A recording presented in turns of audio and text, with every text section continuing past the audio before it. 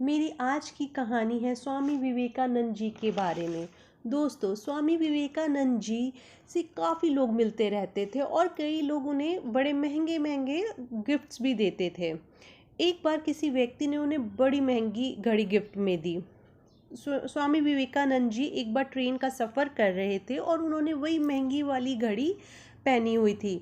कुछ लड़कियों का ग्रुप भी उस ट्रेन में सफ़र कर रहा था। उन्होंने स्वामी विवेकानंद जी की घड़ी देखी तो आपस में बातें करने लगी कि यह आदमी दिखने में तो बिल्कुल साधु लग रहा है, कपड़े भी बहुत ही सिंपल पहने हुए हैं, पर उनके हाथ की घड़ी बहुत महंगी लग रही है। लड़कियों ने स्वामी विवेकानंद जी को परेशान करना शुरू कर दिया और इशारों से स्वामी विवेकानंद जी से कहा कि उनको वे घड़ी दे दे। स्वामी विवेकानंद जी ने उन्हें कहा कि ये घड़ी उन्हें उपहार में मिली है। इतना कहकर वे मौन हो गए। तो लड़कियां घड़ी ना मिलने पर उनको परेशान करने लगी। स्वामी विवेकानंद जी कुछ ना कहकर अपनी आंखें बंद कर लेते हैं और उनकी बातें सुनते रहे। अब लड़कियों ने स्वामी विवेकानंद जी को डराते हुए कहा कि अगर तुमने हमें ये घड़ी नहीं दी तो हम पुलिस बुला लेंगे और कहेंगे कि तुमने हमारे साथ बदतमीजी की है। स्वामी विवेकानंद जी ने अपनी आंखें खोली और कहा कि आप लोग मुझसे कुछ कह रही हैं क्या? मैं बहरा हूँ, सुन नहीं सकता। लड़कियों ने जोर से कहा, अगर उन्होंने अपनी घड़ी नहीं दी तो उनको पुलिस में दे देंगी झूठा आरोप लगाकर।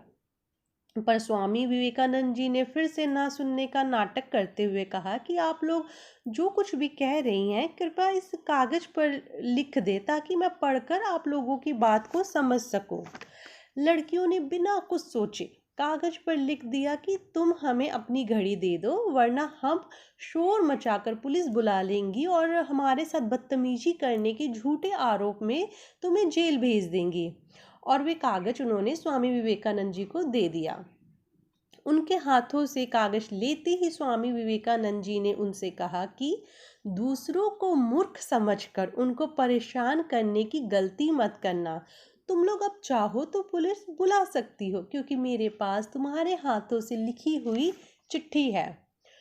उनकी चालाकी से वे काफ़ी हैरान होती हैं और समझ जाती हैं कि ये कोई सामान्य व्यक्ति नहीं है और वे लड़कियां अपने किए पर काफ़ी शर्मिंदा होती हैं।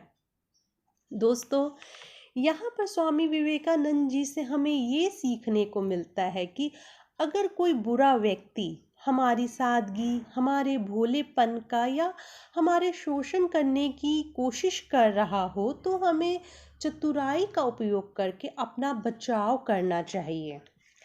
Thanks for watching. Please like and subscribe my channel.